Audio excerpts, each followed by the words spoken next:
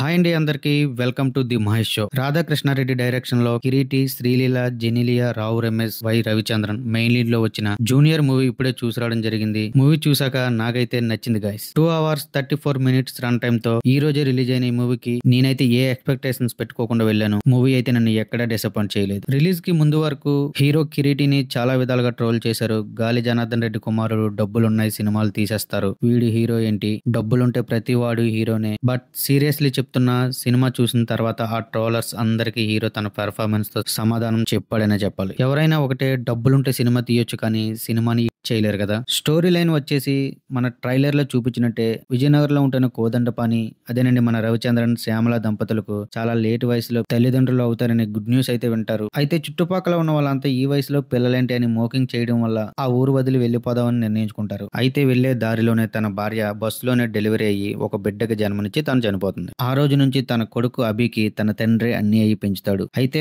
Father son మధ్య age gap ఎక్కువ వల్ల తన తండ్రి చూపించిన ప్రేమను చాలా ఇబ్బందిగా ఫీల్ అవుతాడు మన హీరో. దీంతో సిటీకి వచ్చి కాలేజీలో జాయిన్ అవుతాడు. కాలేజీలో శ్రీలీలతో ప్రేమలో పడతాడు. 4 years తన వంటి తిరిగి కాలేజ్ అయిపోయాక తను ఏ కంపెనీలో జాబ్ కి వెళ్తుందో అదే కంపెనీలో తను కూడా జాబ్ సంపాదిస్తాడు. అయితే ఆ కంపెనీకి సీఈఓ మన జెనిలియా గారు. ఆవిడికి మొదటి నుంచి మన అభి అంటే ఇష్టం ఉండదు. అయితే ఒక వర్క్ విషయంలో ఇష్టం లేకపోయినా అభితోనే విజయనగరం వెళ్లాల్సి వస్తుంది. వాళ్ళు మళ్ళీ విజయనగరం ఎందుకు వెళ్లారు, అసలు అభికి విజయకి అదే మన జెనిలియాకి ఉన్న సంబంధం ఏంటి, ఒక తండ్రి తన కొడుకుపై ఎందుకంత ప్రేమ చూపిస్తాడు, అలాగే ఒక తండ్రి ఒక కూతురి మీద ఎందుకంత ప్రేమ చూపిస్తాడు అనేది తెలియాలంటే ఈ మూవీని మీరు థియేటర్ లో చూడాల్సిందే. ఈ మూవీలో ప్లస్ పాయింట్స్ గురించి చెప్పాలంటే మూవీ టీజర్ అండ్ ట్రైలర్ చూసాక ఏముందులే రొటీన్ లవ్ స్టోరీ అనుకున్నా. బట్ మూవీ ఎమోషనల్ గా చాలా బాగా వర్కౌట్ అయింది. ఫస్ట్ హాఫ్ మొత్తం క్యారెక్టర్ ఇంట్రడక్షన్స్ అండ్ కొన్ని ఎమోషనల్ సీన్స్ తో ఎక్కడా బోర్ కొట్టకుండా బాగానే తీశారు. ఇంటర్వెల్ ఎపిసోడ్ మాత్రం ఖచ్చితంగా సెకండ్ హాఫ్ పై మంచి ఇంట్రెస్ట్ కలిగేలా చేసింది. ట్రైలర్ లో చూపించినట్లు ఏదో ఎమోషనల్ సీన్స్ 2-3 ఉంటాయి అనుకున్నా. బట్ సినిమాలో అయితే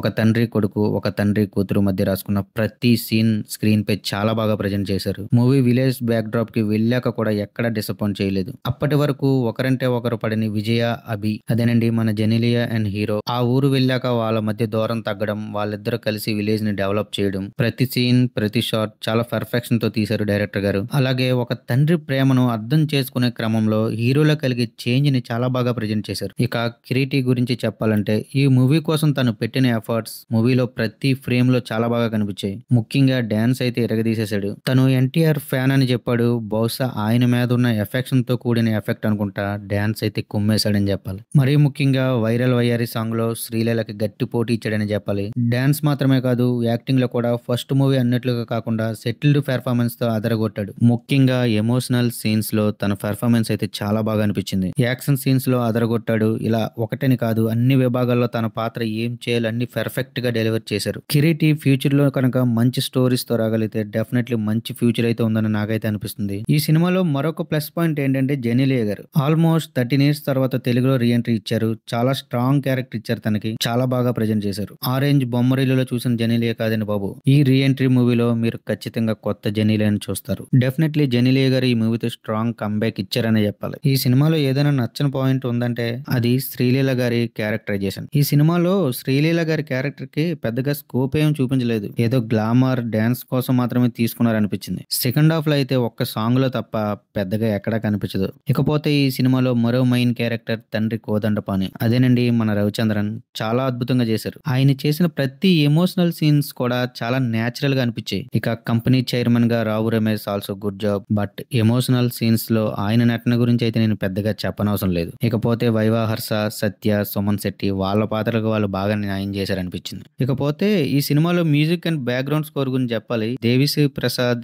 ఎక్స్ట్రాడినరీ మ్యూజిక్ ఇచ్చారు. సినిమాలో ఎమోషనల్ కంటెంట్ ఉంటే డిఎస్పీ ఇచ్చే మ్యూజిక్ గురించి నేను చెప్పనవసరం లేదు. ఈ మూవీలో ఎమోషనల్ సీన్స్ కి ఆయన ఇచ్చిన బ్యాక్గ్రౌండ్ స్కోర్ గానీ బీజిఎం గానీ కళ్ళల్లో నీళ్లు తెప్పించి అని చెప్పాలి. ఈ మూవీ ఎమోషనల్ గా ఎంత బాగా వర్కౌట్ అయిందంటే కారణం డిఎస్పీ మ్యూజిక్ అనే చెప్పాలి. సినిమాటోగ్రాఫర్ సెంధిల్ కుమార్ పనితనం గురించి నేను చెప్పడానికి ఏం లేదు. ప్రతి ఫ్రేమ్ లో ఆయన విజన్ కనిపించింది. ఈ మూవీని ఫ్యామిలీతో చూడొచ్చు అంటే డెఫినెట్లీ ఫ్యామిలీతో చూడొచ్చు. ఫాదర్ సెంటిమెంట్ తో డెఫినెట్లీ అందరినీ ఎంగేజ్ చేస్తుంది. ఇకపోతే మన ఇంట్రడ్యూసింగ్ హీరో కిరీటి హిట్ కొట్టాడా అంటే డెఫినెట్లీ నాకైతే కొట్టాడని అనిపించింది. మీలో ఎవరైనా ఇప్పటికే సినిమా చూస్తుంటే సినిమా మీకు ఎలా అనిపించిందో కామెంట్ లో చెప్పండి. గాయస్, మీరు కనుక మన ఛానల్ ఇంకా సబ్స్క్రైబ్ చేసుకోకుండా చూస్తుంటే మన ఛానల్ ఇప్పుడే సబ్స్క్రైబ్ చేసుకోండి. చాలా మంది చూస్తున్నారు కానీ ఛానల్ సబ్స్క్రైబ్ చేసుకోవట్లేదు. బెల్ ఐకాన్ ఆన్ లో పెట్టుకుని మన ఛానల్ ని ఫాలో అవుతూ ఉండండి. Thank you guys, thanks for watching. జై హింద్.